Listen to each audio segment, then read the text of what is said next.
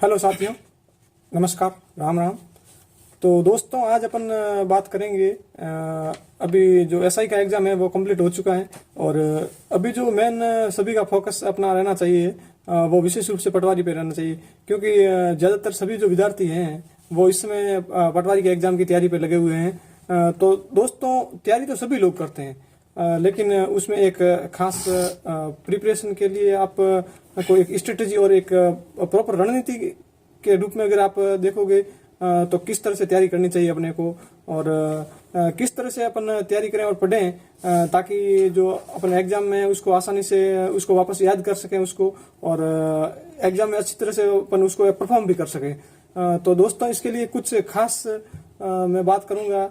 हमारे साथ करसन जी सर हैं जो अपने को कुछ बातें बताएंगे। इन्होंने अभी हाल ही में अपना एसआई का एग्जाम दिया है और काफ़ी अच्छा इनका एग्जाम भी गया है। तो नो डाउट जो इनका थोड़ा बहुत भी कुछ गाइडेंस है वो अपने काम आ सके। तो मैं सर से आग्रह करूंगा कि सर आप बताइए थोड़ा बहुत कि पटवारी में किस तरह से तैयारी की जाए ताकि सभी को इसका फायदा मिल सके।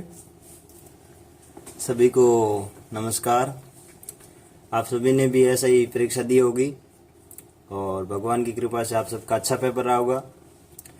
मित्रों, अपन बात करेंगे पटवारी परीक्षा की। तो मेरा जहाँ तक तर्क विश्लेषण मैंने पिछले पेपर उठा के देखे हैं तो उसमें अधिकतर जो क्वेश्चन कहाँ से आए हुए हैं वो मैं आपको बताऊंगा। राजस्व विभाग के अंतर्गत जो ये पटवारी परीक्षा होती है अधिकतर इसका संबंधित होते हैं भूमि की से संबंधित होते हैं। तो भारतीय राज्य व्यवस्था, भारतीय संविधान, राजस्थान में जो है राज्य निर्वाचन आयोग है, राज्य मानवाधिकार आयोग है, लोकायुक्त है, विधानसभा है, इनसे जो मतलब प्रशासनिक ढांचा है उसके अंदर से अधिकतर 55% क्वेश्चन वहां से आते। तो अपना मेन जो फोकस रहेगा ये जो प्रशासनिक व्यवस्था है, संविधान है, इनके अंतर्गत अपन मजबूती से तैयारी करें, मेन रूप से ये है। और दूसरी बात है वो है मैथ और रीजनिंग की। अगर अपन ने मैथ और रीजनिंग में अपना 100% देने की कोशिश की तो इसमें अधिकतर नैया पार रहने की संभावना रहती है। हाँ, ये तो है सर, क्योंकि अगर अपन जीके की बात करें तो जीके तो अथा है, इसका तो कोई तोड़ ही नहीं है अपने पास।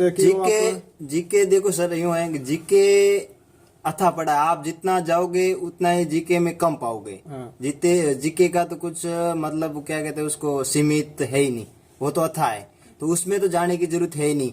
जो मतलब मजबूती है, जैसे आप अनुच्छेद ले लो, जैसे तो अनुच्छेद जो है फिक्स है कि भाई वो अनुच्छेद उससे रिलेटेड है तो वो फिक्स है, उसमें कोई बढ़ने वाला है नहीं, उसमें कोई घटने वाला है नहीं। जिस सन में लागू हुआ है या लागू किया गया वो फिक्स रहेगा, या 2003 में किया तो ये तो है नहीं 2006 में हो जाएगा, ऐसा तो है नहीं। तो जो प्रशासनिक व्यवस्था है, राजनीतिक व्यवस्था है, राजस्थान की है, भारत की देख लो, भारतीय संविधान की देख लो, तो इनमें से तकरीबन अधिकतर सवाल उठते हैं। जैसे राज्यपाल का ले लो तो राज्यपाल का अनुच्छेद देख लो आप, 153 से लगाकर समथिंग 158 ऐसा कुछ 213 तक है। तो मतलब उसमें अधिकतर वो 4 दे देंगे ऑप्शन और उसमें से वो मिलान दे देंगे। तो मतलब ये एक तैयारी करने का, स्कोप करने का अपन को माइंड सेट होना चाहिए कि भी कहाँ से आएगा क्वेश्चन और ऐसे आएगा तो अपन कैसे उसको हल करेंगे। और उसमें से भी अगर जैसे अगर एक दो अनुच्छेद अपने को पता है ना, तो अगर वो मिलाने वाले आते हैं तो उसमें अपन आसानी से उस क्वेश्चन को भी ये भी सही है। अपन जैसे मान लो 2-3 दिन पता है तो उस हिसाब से वो देगा। तो अपन स्टूडेंट होता है वो लास्ट में जाते मतलब 2 ऑप्शन पे अटकता है, ठीक है। तो 2 क्वेश्चन में उसका वो जो होता है वो डाउट होता है कि भाई ये होगा कि इसका ये होगा। तो मेन चीज ये है कि हाँ।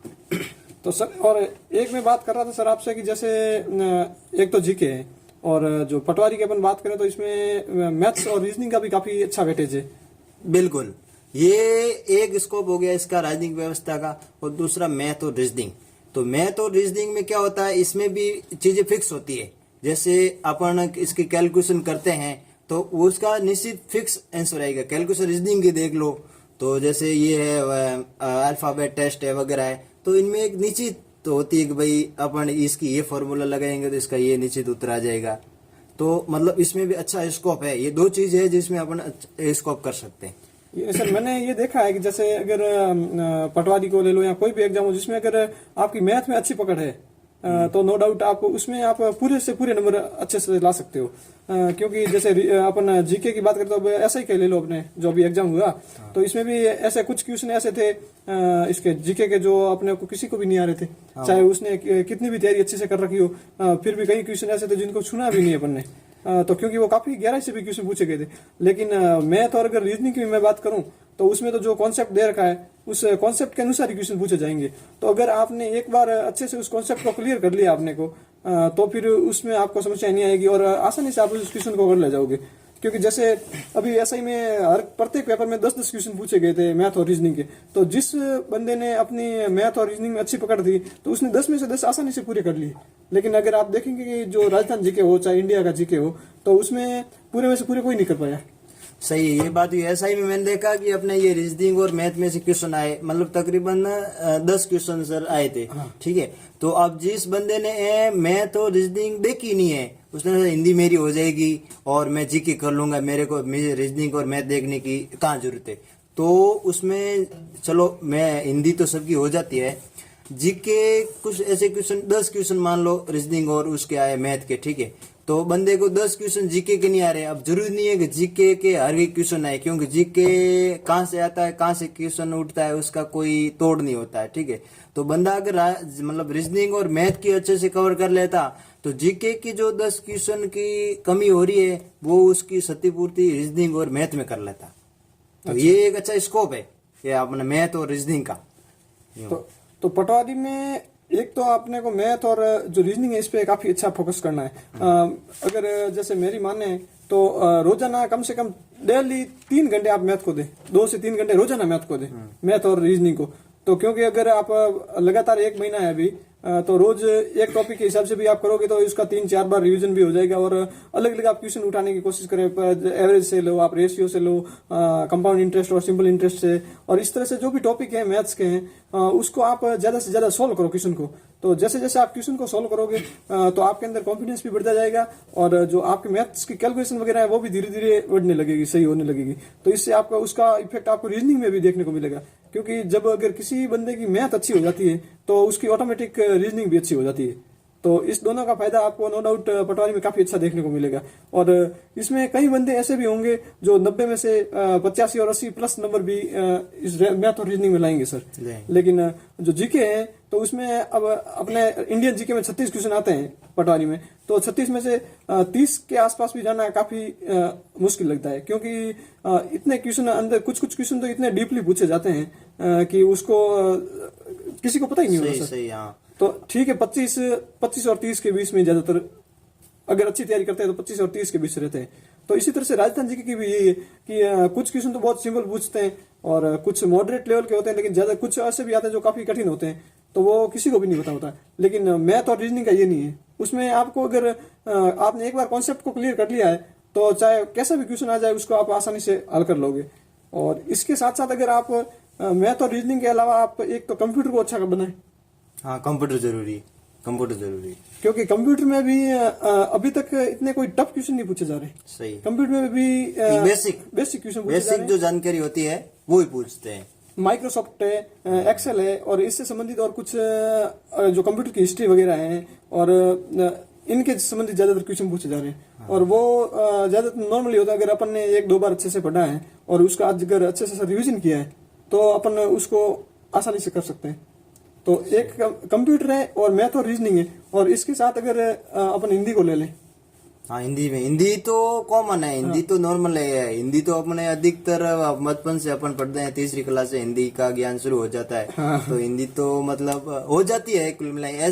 नहीं, हिंदी भी टफ है, ये बात नहीं है कि हो जाती है, अपन वाले यहाँ बंदे कर लेते हैं। नहीं, कहने का मतलब जैसे अब इसमें टॉपिक है, विलोम शब्द है, कर लेते हैं और अनेकार्थी और एकार्थी शब्द वगैरह, युग्म शब्द है। तो ये जो हिंदी के शब्द है इनको अगर अपन रोजाना भी थोड़ी प्रैक्टिस करें, डेली देखें, 1-1 घंटे अगर अपन डेली हिंदी को दे रोजाना तो भी हिंदी में काफी अच्छे नंबर ला जा सकता है। 11 में से 11 क्वेश्चन भी अपन पूरे कर सकते हैं। सही, ये हो सकता है। और फिर इसका एक फायदा ये मिल जाएगा कि जैसे इंग्लिश है, तो अपने राजस्थान में सभी की ज्यादातर इंग्लिश कमजोर होती है, इंग्लिश कमजोर होती है। और ये एक ही नहीं, ये प्रत्येक विद्यार्थी की समस्या है। सही है। तो उसका जो क्षतिपूर्ति है वो अपन हिंदी में कर सकते हैं, क्योंकि अगर हिंदी में आप 11 में से 11 क्वेश्चन सही कर देते हैं तो इंग्लिश में 11 में से ज्यादा नहीं तो 4-5 क्वेश्चन तो हो ही जाते हैं। कॉम्प्रिहेंशन आता है तो उसमें से वो तो 10वीं 11वीं में भी अपन करते थे, 11-12 में जो पांच क्वेश्चन तो नॉर्मल है, हो ही जाते हैं। तो फिर वो 16-17 के आसपास रहता तो उसके वो क्षतिपूर्ति हो जाती है।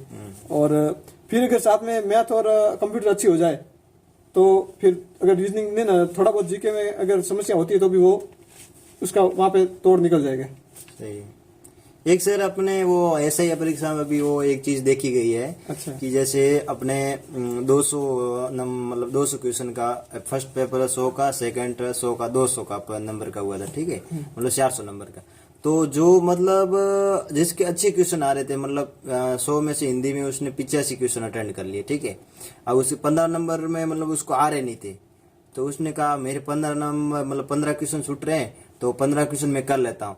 तो उसने 15 क्वेश्चन कर लिए, तो वो 15 क्वेश्चन उसके 15 गलत हो गए, तो वो वापस फिर चला गया नेगेटिव मार्किंग। तो इस नेगेटिव मार्किंग से बचना है। अगर आपको लगता है कि भाई मैं 85 पे सही हो और आगे मुझे नहीं लगता है कि मेरा सही हो, तो आपको एक कदम भी आगे नहीं बढ़ाना है, ये गलत साबित हो सकता है। ये भी है, क्योंकि इसमें भी जो जिस तरह एसआई में थी इसी तरह पटवारी में भी नेगेटिव मार्किंग है। हाँ, और 1/3 है। हाँ। तो देखो सर, इसमें ऐसा है कि अगर आप रिस्क लो ना, अगर 2 का है, जैसे प्रत्येक क्वेश्चन में 4 ऑप्शन अपने को दे रखे होते हैं। हाँ। अगर 4 ऑप्शन में से अगर अपन 2 को काट लेते हैं और कि पता है कि फिक्स है कि भाई ये 2 क्वेश्चन तो नहीं होंगे, कंफर्म है, और अगर फिर जो लास्ट में 2 क्वेश्चन बचते ना, 2 बचते हैं ऑप्शन, अगर 2 बचे तो फिर वो चांस हो जाता है 50-50 का। हाँ, तो फिर उसमें तो अपने को चांस लेना ही चाहिए। अच्छा।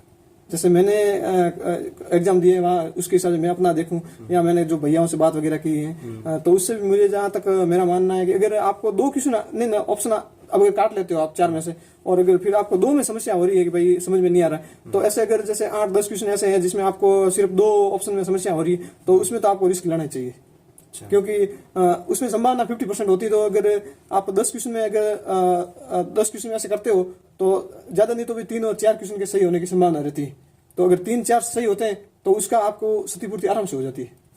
लेकिन सर इसमें भी एक कंडीशन हो, तो भी भाई आपको लगता है कि मैंने अपना अच्छा स्कोर कर लिया और मेरा इसमें मतलब हो जाएगा, हाँ। तब तो आपको रिस्क लेने की जरूरत है नहीं। तो अपने 2 आ रहे हो या 3 आ रहे हो, ऑप्शन कट रहे हो, तो उससे कोई मतलब है नहीं। हाँ, अगर लगता है कि नहीं इतने से तो काम नहीं चलेगा, तो फिर वो 2 ऑप्शन की रिस्क लेनी जरूरी है। वो तो ऐसे जैसे अगर 100 नंबर का पेपर है, 100 क्वेश्चन है, और अपन 60-65 पे अटक गए, तो फिर उस पे मैं कह रहा हूँ कि वो लेनी बहुत जरूरी है। हाँ, क्योंकि अगर 60-65 पे आप अटक गए हैं तो फिर उसमें से मान लो कि 15 भाई अपन ने 65 क्वेश्चन अटेंड किए, तो वो जरूरी नहीं 65 सही हो जाए। हाँ, वो उसमें से अपन जब करते हैं उसमें अपने को पूरा कॉन्फिडेंस होता है कि अपन वो तो आत्मविश्वास के ऊपर है, लगना चाहिए कि अपना हो रहा है तो ही, हाँ, नहीं तो फिर नहीं बढ़ना चाहिए। नहीं तो क्यों, अगर आप 80 के आसपास अटेंड करते हैं 100 में से, तो फिर उसके बाद रिस्क लेने की जरूरत नहीं। लेकिन अगर आप 65 कर रहे हैं और फिर सोचा कि रिस्क नहीं लेनी चाहिए, फिर वो जरूरी हो जाता है। यूं।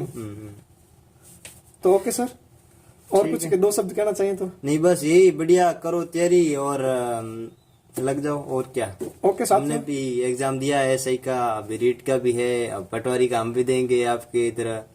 तो अच्छा है, भगवान करे अच्छा आ रहे हैं, नंबर भी अच्छे आ रहे हैं, बढ़िया है, और आपको भी बहुत बहुत शुभकामनाएं। ओके साथियों, थैंक यू।